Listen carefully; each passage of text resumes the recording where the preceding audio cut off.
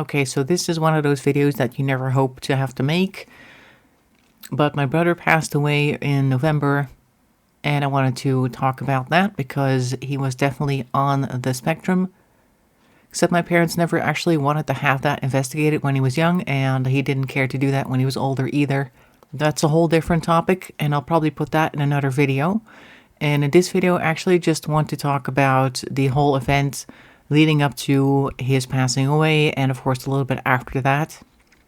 So my brother was a very private person, and he kind of stuck to his own place. He'd occasionally go out to meet some friends, I think, on a weekend or something, but he never told us who those friends were, and I don't think he told his friends about us, so he kept everything very separate and stuff like that.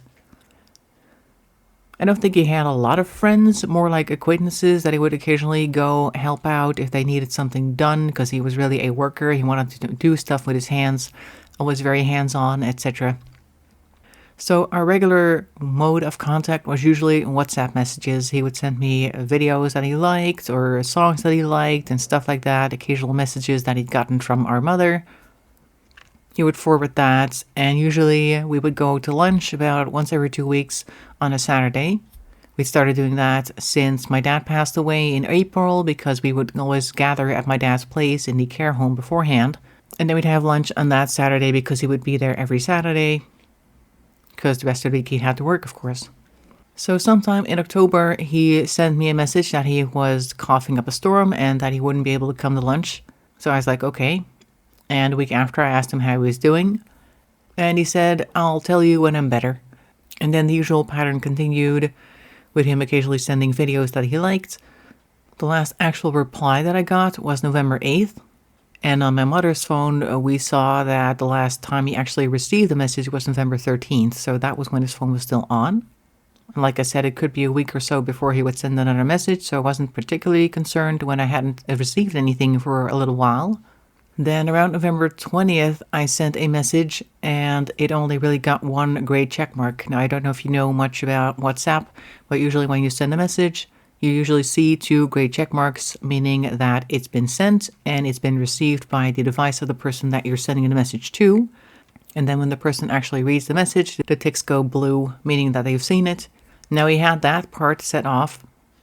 You can actually turn it off in WhatsApp that people don't see when you've read something. Maybe he didn't want people to think that he needed to reply within a certain amount of time after having read it or something, because he was very much annoyed whenever people tried to hound him with messages and stuff like that. So I guess that was his way of making sure to give himself some time before needing to respond to something. Either way, I was used to just seeing 2 gray check marks in his chat, but I only got one. And that was on a Thursday morning, I believe, or a Friday morning. Not entirely sure what the day was. But I was like, okay, maybe his phone is off, because sometimes I guess that happens, nothing to worry about, and I go about my day. And in the afternoon, before I go back home, I look again, and once again, it's not turned into 2 check marks, but I see that, for instance, Bitcoin had gone down a lot, so I sent him a message like, hey, Bitcoin's down to 73 or something, because he was into crypto as well. And I figure, okay, we'll just kind of wait and see what happens. In the evening, I get a call from my aunt, and she was talking about my mom and how her husband / common law partner had called my aunt and started complaining about stuff to do with my mom, because she is also losing the plot. And those two tend to argue a lot, and I guess he wanted to talk to her sister about it or something. I don't know. They were going to go visit her soon, and I'm guessing he needed to, vent. But okay, so after the conversation with my aunt, I wrote a whole paragraph about what that was about, so to keep him informed, because we had been messaging back and forth about my mom, because she's also showing some worrying signs. I'm saying also because our dad also developed dementia a couple of years back in 2019. That became diagnosed, I believe. And our mom had been acting very strangely over the past few years as well. So we were like, oh my God, once this one's gone, like my dad, and we're going to have to deal with mom next, because she's also not doing well. Anyway, so we had been messaging back and forth about that. So I wanted to keep him updated. And this was in the evening, and he still didn't have his phone on. And over the weekend, because it was later in the week when this happened, I was thinking, well, I can't really go over there, because he really, really doesn't want people showing up at his house, because he really hated when people tried to get in his business. He was very private like that, so I was like, okay, I'll give him a little bit of time. I know he's been having trouble with his phone. I know that his phone was, I guess, old enough for the latest Android version to not be able to be installed in there, and that was causing trouble with his banking app, because banking apps always want you to have the most recent Android version or whatever type of phone you have, most recent OS for that phone, because that's like the most secure, etc., etc. So I was like, okay, maybe his old phone has finally given up, and now he is waiting for the new phone to arrive, and maybe he's having trouble installing WhatsApp on the new phone because he really wasn't looking forward to having to put all the apps on the new phone and getting all the passwords back, etc., etc., because that's always a huge hassle. So he was putting it off, and he said that he was going to do his mobile banking on his computer from now on because he refused to get a new phone until it was really necessary. So I thought, okay, maybe that's what's going on. Maybe he's just got a new phone, and because all of his contacts were on his phone, and if his old phone is like broken or something, that means he doesn't have anyone's numbers anymore, and maybe that's what's going on. So I waited over the weekend, and also on Monday I was like, okay, I'm not really sure what's happening, but I'll send him an email, because maybe he does have access to his email on his computer. And then later Monday, I also sent him a card, thinking, well, if he's also not checking his email, which is also likely, maybe he'll see the card. And in the email and on the card, I wrote my number just in case he just didn't have my number anymore, etc., etc. So, okay, on Monday, I'm like, okay, I've sent an email, I sent a card. Now all I can do is wait. But on Tuesday, it was still nagging at me, and I hadn't gotten an email back from him. The phone thing was still on one check mark. And so on Tuesday evening, after I'd done everything that I needed to do around 8 o'clock, I was like, okay, I'm going to go drive over there, and I'm just going to go look to see if the lights are on, right? So I go over there and I walk around. I ring the doorbell, because it's one of those apartment buildings where you have one of those digital doorbell things with like a little display. You have to put the number of the apartment in, and then their thing starts ringing, and then you have a video connection, basically, if the person actually picks up the phone. So I tried that a couple of times, and I got no response. So I was like, okay, maybe he just doesn't want to talk to anybody. Let me go check outside if I can see if the windows have lights in them, because his apartment was way on top of the building, and so I had to walk out quite a bit outside to even get a look at the windows. And when I actually got a look at the windows, those were dark as well. So I was like, okay, this is not good, because that means he's not in. But his car is there, because I had seen his car there, and the car had a bunch of like leaf matter on it from the trees that it was standing under. And my brother really loves cars. That's why I have cars playing in the background, hopefully. And he would always drive out at least a couple times a week just for fun, because he had quit his job in, I think, March. And he had gotten so much back pay because he never actually took any holidays, that he was like, I'm just going to do whatever I want for a few months, and then I'll go look for another job. So he actually didn't have a job at the time. So he would just go and walk around in a forest, take long drives, or do whatever he wanted, just sightseeing, basically having the holidays that he never actually took the years prior.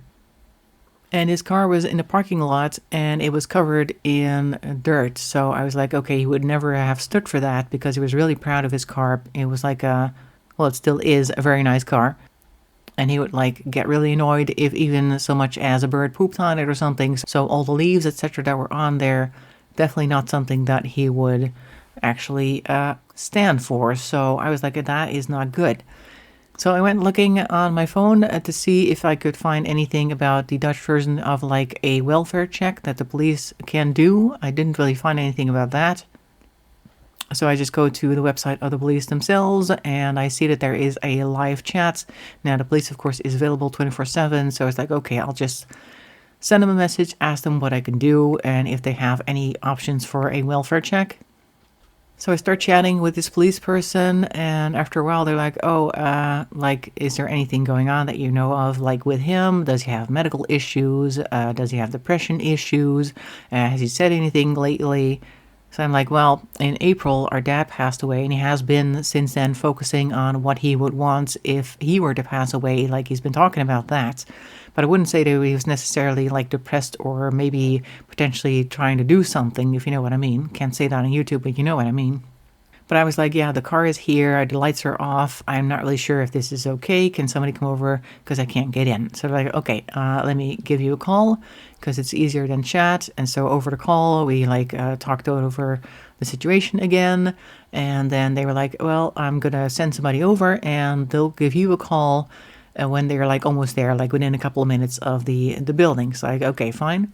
So I waited around for a while. I think it took about 10, 15 minutes before I got a call from the police officers that were on their way over to the building, and they arrived about 5 minutes after the call. So I tell them once they arrive, like kind of what the situation is and that his car is here, etc., everything that I just said. And then they went like, okay, let's go take a look. So they ring a couple of doorbells of people that are like neighbors of his, even though he's kind of on his own on top of the apartment building. Like the building is, I think, 4 or 5 layers of just regular apartments next door to each other. And then there's a couple of small studios that sit on top of the building itself, and he had one of them. So he really didn't really have any direct neighbors. So nobody really kept an eye on him, and he didn't mind that because, like I said, he's very private. He didn't really want anybody in his business. So he was actually pretty comfortable there, except for the fact that the homeowners association was really annoying. But okay, that's a different story. So eventually we get somebody on the line and they're like, okay, what's this all about? And they explain what it all is about. They open the door and now we're on our way up in the elevator to see what's up. We try ringing the doorbell, we try knocking on the door, etc. And after a while we just have to conclude that he's not opening. And they're like, yeah, well, I can hear the doorbell from here. So there's no way that somebody in a tiny apartment like this is going to actually not hear that. So they radio in for another unit to come over that is able to open the door. Like there's a lock specialist that they've got. And they arrive in about 10 minutes later and they try checking to see if the door can be unlocked from the outside, like with a special card that they can slide in the cracks to see what's the situation over here. And they find that actually there is an extra lock near the top of the door on the inside that is also locked because he apparently both locked the door with a regular lock and one of those bars at the top.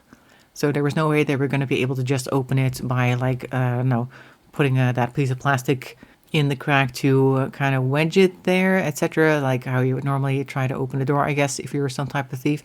Anyway, so that was not an option. So they're like, okay, we're going to have to break it down because there's no way we're going to be able to open this from the outside any other way. So we'll just have to bring that thing up. And they have these mini battering rams. I think you've probably seen those in a couple of police videos. So they got one of them. And it only really took 2 good bangs in order to get the door open. So that was pretty quick. And then they were like, okay, the door is open. We're going to have to need you to stay out here. And we're going to go take a look inside. So it's a really small apartment, and they didn't really take very long, of course, in there because they found them in the bathroom. They couldn't really say, of course, being police officers and not medically trained, what exactly the cause of death was. So they radioed in for a doctor to come over because they have to do that when somebody is under a certain age. They always need somebody to give some type of verdict on how somebody's passed away. So I'm standing there with a couple of police officers. At some point we had 6 different police officers standing there. And then their supervisor also came over. And they started asking me questions like what he was like, what was he doing, etc. Just kind of background questions, seeing what type of person they were dealing with. And at some point I mentioned he was kind of on his own. He was kind of private and he also didn't want people to see the mess. And we're like, oh, what mess would that be? I'm like, well, his apartment's kind of messy, you've seen the inside. And we're like, actually, no, it's super empty in there. It's almost minimalist. I was like, huh? What's going on over here? Why do you mean minimalist? Because, well, I didn't tell him all that. I was just thinking the last time I had been in this apartment was probably about 8 years ago, maybe a little longer. And I'm pretty sure that that was also the point where he decided that he didn't want us over anymore because my mother was also there. And my mother is an enormous clean freak. So when she saw his mess, she started cleaning everything. So he spent the afternoon that day cleaning everything in his house. And of course, he was super annoyed with that because he doesn't like the interference. So after that, we were no longer really welcome there. But at the time, everything was on the floor, all his clothes, all his other belongings, his desk was full of stuff, etc. So I was expecting that to be the case, but once I stepped inside, a couple minutes later, It was just completely unrecognizable. All he had was his table that he'd had since the beginning, the bed that he had since the beginning, like a single bed, and a small little table with a single plastic box with some of his stuff in there from his different types of truck driving licenses, etc. It was in a little box there.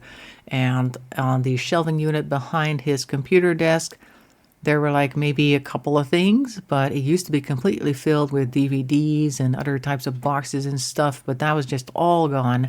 Also, the cabinet in the wall where he would normally have, like, or at least would be a good place for his clothes, etc. There was just a broom, a vacuum cleaner, and a ladder, and that was it. Everything else was gone in there as well. Same thing with the kitchen cabinets. Like, there wasn't even any plates, there was no cups. He used one set of a fork, a knife, and a spoon. His fridge had an empty pan and a water pitcher in it with some water in it that had like seriously calcified over, because I don't think he ever washed that either. And he had like a pot of tea on his desk. Everything else, cabinets, the drawers under his bed, everything super empty. So I knew that he had been talking about how he had been cleaning up. And the thing with him, and is also one of the reasons why I was pretty sure he was on the spectrum, whenever he had like decided to do something, he went for it 100%. So where previously he hadn't cared about the state of his apartment for 100%, when he decided that he needed to clean up, everything needed to be cleaned 100% as well. But not like dusting or anything like that. But like in the ways of stuff, he had cleared pretty much everything out. Just a few things remained, like the bare necessities were there. Anyway, so the doctor came over after a while and she looked at it and she wasn't entirely sure what she was looking at. She thought it was natural causes, but she wanted to consult another doctor, which she just called on the phone, so we didn't have to wait for them. And they together kind of like talked over what was visible on the body, etc. And they eventually concluded that he must have just died of like a heart attack, because there was no sign of any type of struggle or any types of wounds and stuff like that. And sure enough, the door was locked from the inside. So there's no way somebody would come in and do anything to him because the door was locked and it didn't show any signs of breaking in. So he really had just passed away, natural causes. And of course, since he didn't have a job, nobody actually wondered where he was for the longest time until I noticed that the check marks weren't coming in on WhatsApp. So when I looked around his place, I didn't actually go look at the body because I didn't want to see that. And since the body was in the bathroom and they had actually covered it up with his bed sheets to make sure that I wouldn't even catch a glimpse, I was able to walk around there and not see anything too graphic. But I don't know what it's like in the country where you're at, but when you have somebody who's deceased in the Netherlands, the funeral home has to be contacted right away, regardless of what time of day it is, and they will come and collect the remains because it has to be put like in a cool area up until the day of the cremation, because he had said that he wanted to be cremated. But the thing with him cleaning everything up also meant that there was no paperwork. I couldn't find it. I looked several times, even in the days after, to see if maybe he had put it in like an unusual location. I checked all of the different places where anybody could put anything, and there was no paperwork, nothing.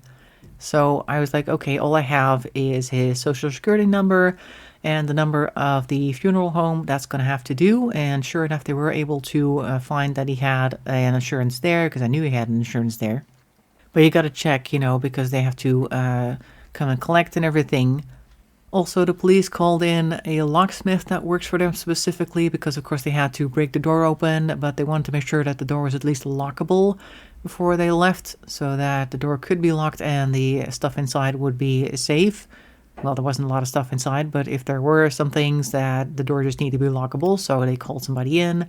Meanwhile, most of the cops left because there was nothing for them to do, and I just had like one guy there who was just there to keep me company until the body had been collected and we could all leave. And the locksmiths, of course, had done their job, because the doctor had pretty much left. They just like wrote a statement that was for the funeral home, because I need an official statement, like a declaration of what made this person pass away from the doctor, and then they can go ahead and do their thing. So I spent some time, I would say half an hour, with just one police officer, just talking about stuff. And then finally, the people of the funeral home came over and they were like, is there like a freight elevator anywhere? And it's like, I don't know, because I only really know the regular elevators that I always take. There's 2 elevators for people there that are quite small, so there was no way that their stretcher was going to be able to fit through there. So they had to take him out in a specialized body bag that had like a mattress in the bottom so that he would at least not be like bouncing around and stuff like that. And they weren't able to actually put him in the elevator that way either, so they had to take him down like 6 flights of stairs, this huge big like body bag that also had a mattress making it a little bit unwieldy, etc. So I felt kind of bad for them, but they tried their best to make it as respectful as possible. And luckily, it was already 1 in the morning, so there weren't like a whole bunch of people walking around seeing this, so they were spared that at least. Not that they would have seen much, but when you see people in black suits with a fairly large bag-looking thing, that's not good news. So, but they managed to get him in their van without too much trouble. And as they left, I went back in because I had found his keys. He did have a bunch of keys still. And I was like, okay, there's no administration. Maybe he's still got some mail that I can look at. Let's see what type of companies are at least mailing him. And fortunately, I guess, he hadn't actually emptied his mailbox in at least a year because there were still envelopes in there from 2024. I had an entire backpack full of mail, just unopened mail, from 2024 onward. Which I then sorted out the next day because whenever something stressful like this happens, I need to have something to do to kind of get my mind off of it. That's kind of like how I process as well. I just need to have something about my hands, as they say in the Netherlands. So I spent most of the day just opening envelopes and sorting the letters according to a company and then the date, of course. And then I put that in 2 large folders to make sure that I would have everything together. And the funeral home had made an appointment with me as well. They were going to come over at 10:30 that morning, so I had to make sure to be ready for that because then you have to go over all the things like what should the card say, what should the card look like, what poem, what type of service do you want, what type of room do you want, what type of music, etc. The entire thing has to be decided pretty much right there because, of course, they need to know what they're preparing for. So we set the service date for the week after on Tuesday because he wasn't the type of person that would want like a big open hall with rows of chairs. He would want something a little bit more small, and we also had something similar for my dad's service as well. For my dad, we had almost like a cafe type of setting and just had like his music playing in the background, and we had some cake and coffee and stuff like that. And I think he also liked that, my brother. And I knew that he also liked the coffin that my dad had at the time and the flower arrangement that was there for him as well. So I arranged for something very similar for him on that Tuesday. That same day, I also got the cards as well because it's kind of like a well-oiled machine, basically. While the representative of the funeral home is at your table and you're going through all this stuff, once they finalize the design of the card, they immediately send it off to their printer. They have their own printers, and the printer prints it and then delivers it pretty much the same day. So within 2 hours after that, I already had the card, so I could immediately put them like in the mail. And my mother came over as well with her sister, my aunt. Now, my mother wasn't quite aware of what was going on. I mean, cognitively, she understood what had happened, but I never really saw any emotional reaction to that. And I didn't see any of that during the service either. And most of the people that she was talking to at the service got a bit of a weird impression from her as well. Because apparently she had been telling them like, oh yeah, there was a lot of traffic on the way over here and it took us like 2 hours to get here. But yeah, you can't like not show up, I guess. So I'll just have to go through that, I suppose. Not like, oh my God, I'm so sad that my son died, etc. Like there wasn't any of that.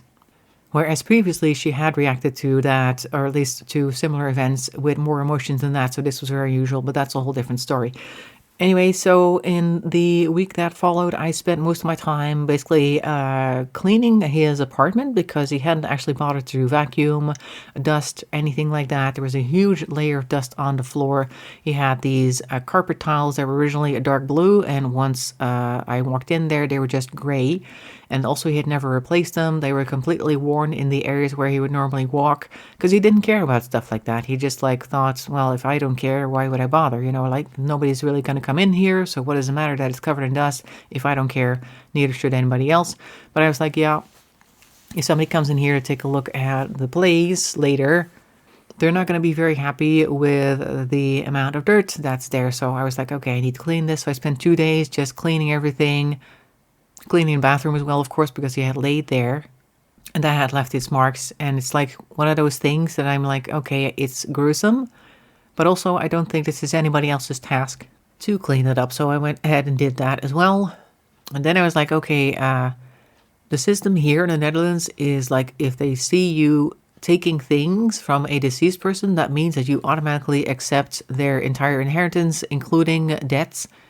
And I had been looking, of course, through his mail to see what was going on, and his account had apparently run dry sometime in October, so a lot of the more recent letters were all about, you haven't paid your bill. So I counted about 3,500 euros in debt just from that alone. And of course, I had no idea what else he had been doing, if he had any loans for anything else, if he had bought his car with a loan, or just outright no idea, etc. So I was like, okay, I don't really want people to think that I'm taking things beforehand, before everything's settled. But if you look at the apartment, it's so empty that it looks as though I've already like taken a bunch of stuff out. Like I said, there were no plates, there were no cups, none of that. So I went and got myself a few of those. Like I had a bunch of plates of my own that I wanted to get rid of, so I put those in his cupboard, and a couple of cups as well. And I got him some new towels and things just to make it look lived in rather than completely emptied out, because I don't think he like intended it to stay like that. But like I said, when he went for something, he went for it 100%. So he was probably like planning on getting rid of everything. And since he thought he had plenty of time, he also wasn't really in a hurry to replace anything. It was fine, according to him, like that. Anyway, so this is now a very long video. I'm going to call it here. Next video, I'm going to go into his past and talk a little bit about why I suspected that he was on the spectrum and how that affected him, not having been diagnosed, etc. Because there is a lot of history there. He was 48, so he had 48 years of issues with being undiagnosed and people not understanding him, etc. He found his own way in that, but it could have been better, and we're going to dig into that some other time. So for now, I want to thank you for listening, and I'll see you in the next one.